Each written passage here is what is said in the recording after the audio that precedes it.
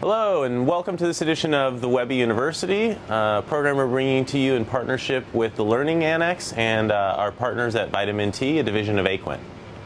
My name's David-Michel Davies. I'm the Executive Director of the Webby Awards. Today we're going to talk a little bit about something that we're calling the culture of dissatisfaction, or how people are using Twitter and Yelp and Facebook and other social networks as a place to vent their complaints to brands, and some ideas on what brands could and should be doing about this. Before we get started, let me tell you a quick few things about the Webby Awards to give you some context here of what we do and our perspective on this. The Webby Awards is in its 16th year, and our mission is to honor the very best of the internet. We have an academy. It's the International Academy of Digital Arts and Sciences that looks through all the entries that we receive each year. About 10,000 entries we got last year from 60 countries. And our members, the members of the Academy, are in 30 different countries, and there's 1,000 of them, and it's everybody from Bit and Surf and Bob Kahn, the two gentlemen who created TCP/IP, the underlying code that makes the internet work, to people like Richard Branson in travel, and David Bowie in music, and Biz Stone in social. So really a great collection of minds with really specific expertise on lots of different topics that we judge. So before we get in, you should also, we look at 4 different things at the Webby Awards. We look at websites. That's what we've been judging and honoring we're in our 16th year for 16 years.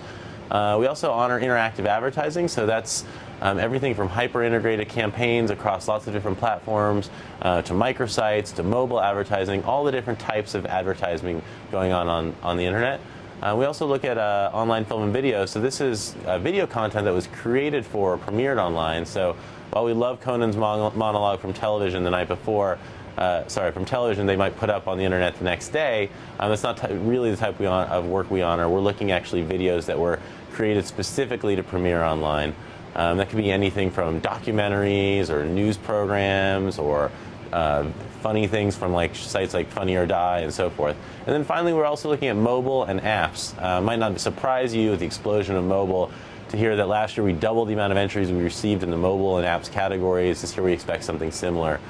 So very much a huge growth area of the internet. All right, so let's dive into what we wanted to talk about today, and it's something we're calling the culture of dissatisfaction. And there's 2 parts to it. The first is the problem, or at least the problem if you're a brand or a company or you have a product out there, which is that everyone's turned into an instant critic, and they're using social networks and social media, places like Twitter and Yelp and Facebook and lots of others, to vent their, some would say disgust, maybe we'll just say vent their frustrations. And brands are really having to respond to this. And the second part is the solution, or at least some green shoots of what we think a solution are. We're calling it random acts of kindness. And it's a trend that we think brands and companies can follow in how to really best deal with people complaining about them online.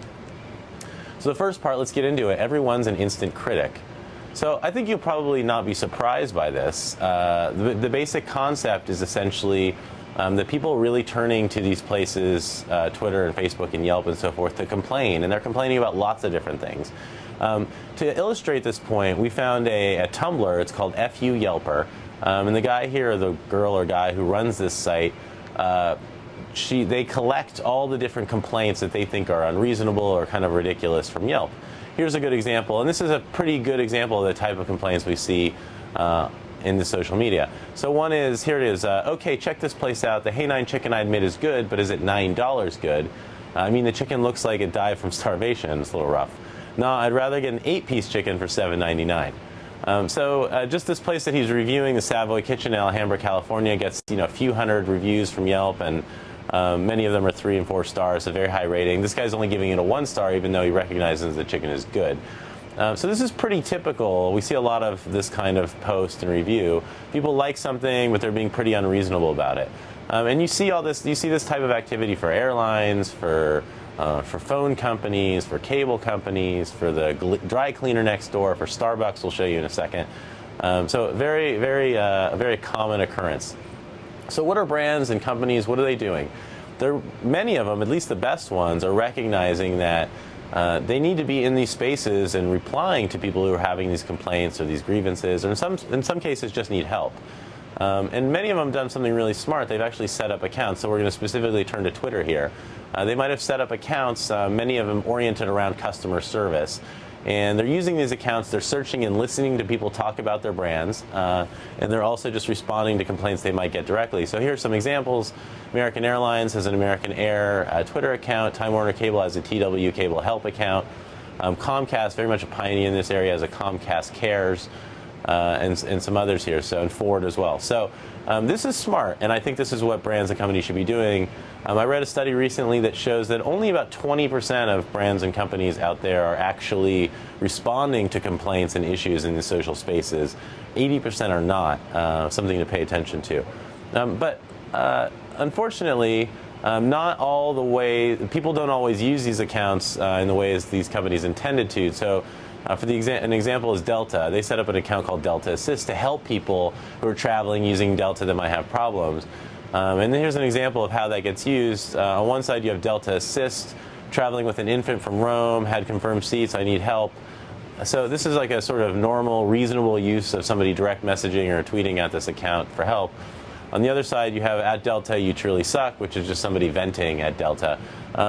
So we wanted to sort of explore how are people, are they using these accounts to ask for help, or are they using them to complain and to vent and to sort of make snarky comments? So what we did is a quick search on Twitter, searching for people saying, Delta, can you help me, Delta help, or Delta, you suck, Delta sucks. On one side, we found a lot of, on the Delta Sucks, we see a lot of accounts devoted to this. So an account called Delta Sucks, another one called Delta is the worst, another one called Never Try Delta, another one called Don't Fly Delta. So in this case, these are people who are not only tweeting about how they don't like Delta or their issues with Delta, they're creating Twitter accounts, spending their personal time organizing and curating other people's tweets around this, or at the very least wanted to set up an account and vent directly from it. On the other side, you have people saying, we have results for Delta Help. Not a lot of results here. Just an interesting, so not a lot of accounts being created around this topic and so forth. So just to give you an initial sense of how people are sort of really using in these social spaces. So here's an example of, this is a survey or a study done by a psychologist named Guy Winch. You can see it at guywinch.com. This is a very unscientific survey. It's very anecdotal. We're not claiming that this is science, but it's still interesting. And what he did is he searched for people using the term, this brand sucks, or this brand, please help me. And here are some results. Comcast and AT&T, a 20-to-1 margin of people saying that this sucks as opposed to asking for help. Verizon and Delta a little bit lower. But again, just showing you how people are actually using and messaging these accounts. And how they're actually being used in sort of the real world. So let's get into how a typical version or a typical interaction with a help or customer service account might go. We talked about Delta earlier on. Let's look at Delta again. This is somebody, Nickel, asking Delta, this is my window seat. Shame on you, Delta. Shame on you. She's taken a picture of a, I guess, non-existent window in her window seat. She's using hashtags, disappointed by Delta, etc. And here comes that Delta Assist account, searching Delta, searching people talking about Delta, wanting to respond and help out. Nickel, I'm sorry about the seat with no window, but for future flights, we can check a site. You can check at Seat Guru to see if there's a window. Seat Guru, by the way, is a great site, and if you travel a lot, you should use it.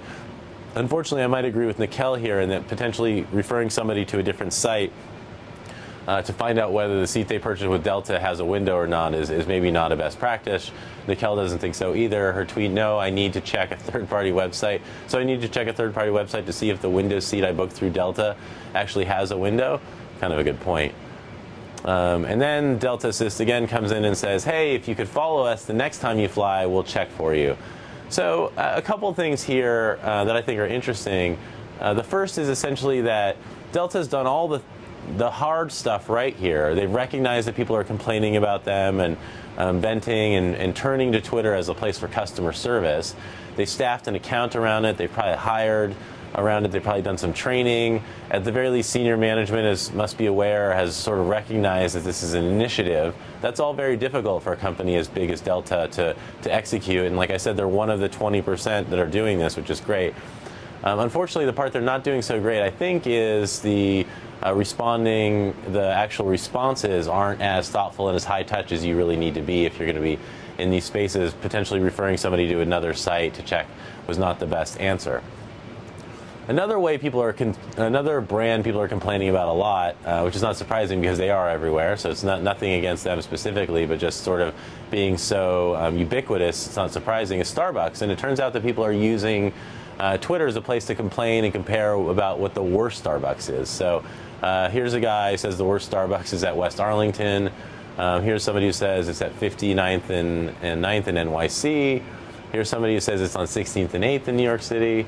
This person says it's on Granville and Smith has the worst. Oh, sorry, that one's the worst barista. Sorry.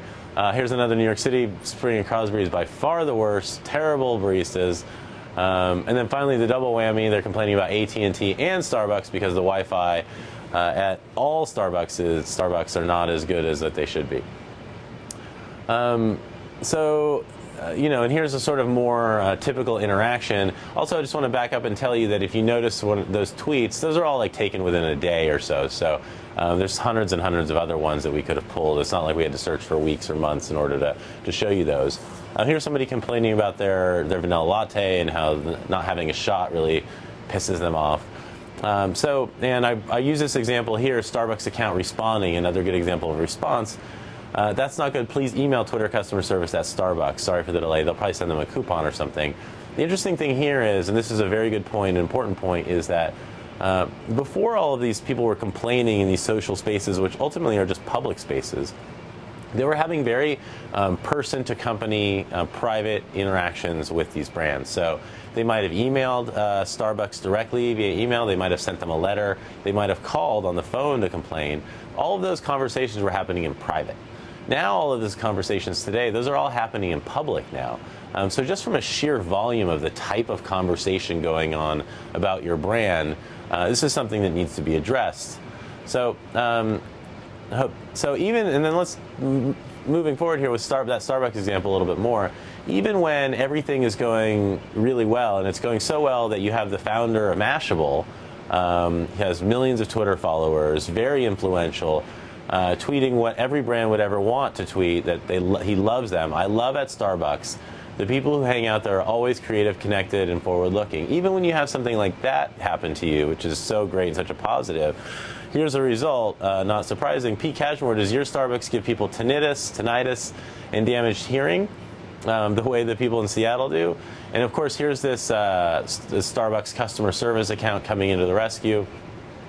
Hi, Kathy. Feel free to ask the barista to turn things down next time. Of course, Kathy's already done that, and she's complaining that it's a problem, that nobody ever pays attention to it. Anyway, you get the problem, right? People are really using Twitter and Facebook and Yelp and all these social spaces to vent and complain. And it's like the golden age of criticism. It's never been better to be a critic. You're hyper-connected to all your friends. Brands are responding directly to you in real time, and in many cases, giving you coupons, and in some senses, potentially incentivizing you. Even when you do all that stuff right, like you set up the accounts, you're responding to people, I would suggest that you still can't really win. And so here's a solution that we're seeing, and it's about being proactive and how you can deal with this, or how your company could deal with some of this. We're calling it random acts of kindness. One of the people I think really pioneered random acts of kindness is a guy named Gary Vaynerchuk. If you don't know about Gary ran a family wine business out of New Jersey. And a few years ago, in order to grow that business, recognizing that maybe his family business couldn't compete with a marketing spend of like a wine.com or these sort of really big wine sales online wine destinations, Gary started listening to what people were talking about on Twitter, and specifically searching for terms like red wine and white wine and Pinot Grigio, and basically trying to figure out how he could be part of the wine conversation and establish an expertise as a wine authority, which he was as an owner of a wine shop. Gary grew a huge following doing this. He has a few million people following him on Twitter, is recognized very much as an authority in the wine space on Twitter and other social spaces. So what he did is he did something we call taking advantage of the overshare. And it's not so much that the overshare is people are actually saying things that are that personal or secretive. It's just that they're having these type of conversations that they would have normally had with a few friends. Now they're having them in these public spaces. And he's doing two things. By searching for people talking about wine, giving them recommendations, entering their conversation, be part of a community, he's revealing a human side of his brand or his shop. Brands have been trying to do this forever. Nothing like, you could point to Ronald McDonald or the Geico Gecko having his own Facebook page, or the myriad of other examples. And in the process of doing this, he's really creating some personal interactions with customers and potential customers.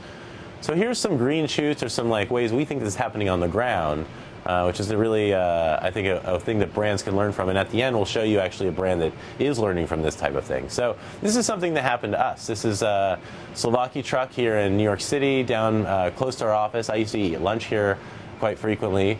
And one day, the truck disappeared. So I tweeted at the truck, "When are you coming back to 21st Street? Why did you break up with us?" The truck writes back, "How about a Slovakia care package to your office next week?" Of course, I'm right there ordering my 8 pork and 3 chicken before he's even had a chance to blink. And then finally, we've arranged for a time, and see you in 10 minutes. Here's the sort of fallout from this. These are all the tweets from all the people in our office about the care package. You can see the photos, the unboxing, picking up the lunch, etc. Really got a lot of mentions. And we have some results here. 60,000 impressions this generated on Twitter. The Webby Awards tweeted about it. Some other people in our office, etc. That's really pretty remarkable, actually, when you think about it. I mean, the CPM on this is extremely low, especially if you're looking at sort of CPM of what people are paying to advertise through influencers and so forth on Twitter.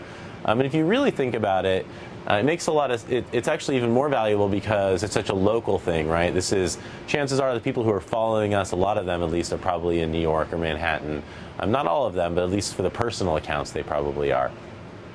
I don't think that the guy who owns the Slovakia truck did this to get impressions on Twitter, but I think it's a great example. This guy does it because he really, in order to run a truck like that, you have to love feeding people and getting people's reaction to food, and really being somebody who cares about his customers, and he really cares, and it's a natural thing for him to do. But I think it's a great example of the type of things brands could be doing. So let's take another example of another one. This also happened to us. I promise we're not doing this just to get free stuff. It's accidental. But this is somebody who worked with us, Zach Mack, tweeting at somebody else, at Yoni, that he had already eaten all the sweet potato chips and hummus. And then all of a sudden he gets this tweet back from Pretzel Crisps, at Pretzel Crisps. "You should try Pretzel Crisps with your hummus. Send us your address and we'll be right over with some." So Zach sends over his address, and a few minutes later, literally 40 minutes later, this woman shows up with all these bags of Pretzel Crisps. The whole office is eating Pretzel Crisps. I don't need to show you the slide of all the tweets. Everybody was very excited and happy to get Pretzel Crisps. Nothing like giving people free pretzels, I guess. The thing I think is interesting here is, so Pretzel Crisps is a product that's made by the Snack Factory. It's a company out of New Jersey. It's about a $50 million business, according to Inc. magazine. So it's a it's a small-sized medium business, I guess you could say. We're not looking at an AT&T or a Delta or a billions of dollar business here, but we are looking at like an actual product distributed nationally and so forth. So really interesting that they're doing this. So they're basically listening to people talking about pretzels or talking about the type of foods that their snacks are sort of in the same category, and targeting influencers and figuring out ways to sort of create good stories about Pretzel Crisps in social spaces. So the last example I have here of this, and this is a national campaign, I think this is really interesting, and you're seeing how we're seeing now these type of campaigns starting to be developed. So this is JellO Pudding Face. It's a campaign for pudding put on by JellO. And essentially what they're doing is they have this site and they go through Twitter and they look at all the people using happy faces versus all the people using sad faces. And when there's more people using sad faces than happy faces, the pudding guy here gets a sad face. And when there's more happy faces, he gets a happy face. So when it's in sad face mode like this, the goal is to get it up to happy face mode by giving away pudding. So what they're doing is they're sending tweets directly to people who are making sad faces. Here's an example. And offering them pudding to try and make them happy. So this is Giselle Louise. She's complaining about how she got locked out of her house, she forgot her keys, so forth. And then here comes the JellO mood meter searching for people making sad faces. Giselle Louise, that sounds terrible. Here's some free pudding for you. And he sends her a link, and she can go there. She responds, thanks. So there's actually dozens and dozens of responses from people on Twitter to this campaign that are very happy, that have not had pudding since they were a kid and are super excited to get this free pudding and think it's fun and cute and are retweeting it. We just put this up here to show you that like it's not all fun and games. It doesn't always work out how you wanted it to. But we still think this is a really, thanks is a pretty cynical probably response to somebody giving them free pudding. But we still think it's something that's really interesting. It's something that brands should be doing. So not to discourage it. So taking a step back, the problem. People are turning social spaces into a place for customer service, and they're turning them into a place to complain a lot. I think that brands absolutely need to be responding to these things. If your customers are in these places talking to you, you need to be in those places too. And like I mentioned, only 20% in a recent survey are showing that brands and companies are actually responding. I think those are the leaders actually, and all those examples I used at the top, those are all examples, Starbucks and Delta, of companies that are actually responding and should be applauded for doing so. But I think that if in order to sort of turn this whole thing around, you can't just sit back and respond to complaints, because ultimately what that means is the volume, the majority of the conversation about your brand is basically going to end up being customer service, and I just don't think that's a great place to be. So instead, we're recommending that you follow some of these great examples, the Slovakia truck, Gary Vaynerchuk, Pretzel Crisps, and JellO, and get out there and figure out ways that you can listen to people who may be your customers or at least related or interested in what your product or the space that you're in is, and figure out a really cool way to interact with them, and figure out a way that like creates a good story that people are going to want to share with each other, so that we can really counterbalance this I didn't get a window seat, and instead have stories about how your brand is playing a role in their community or with them or giving them things or whatever it may be. So that last point is super important. Make it a good story, and you'll see how it spreads itself. You saw how it spreads itself just with our team, and how that Slovakia truck got so many impressions just by giving us a free lunch. All right, so that's all the time we have today. I hope you enjoyed that. You can email me directly at dmdavies@iatis.net or hello@Webby Awards if you want to send us any other suggestions, if you think there's things we should be covering. Follow us at the Webby Awards. If you have great work that you want to enter, don't forget you can do so. Our early deadline is October 28th, coming up at the end of this month.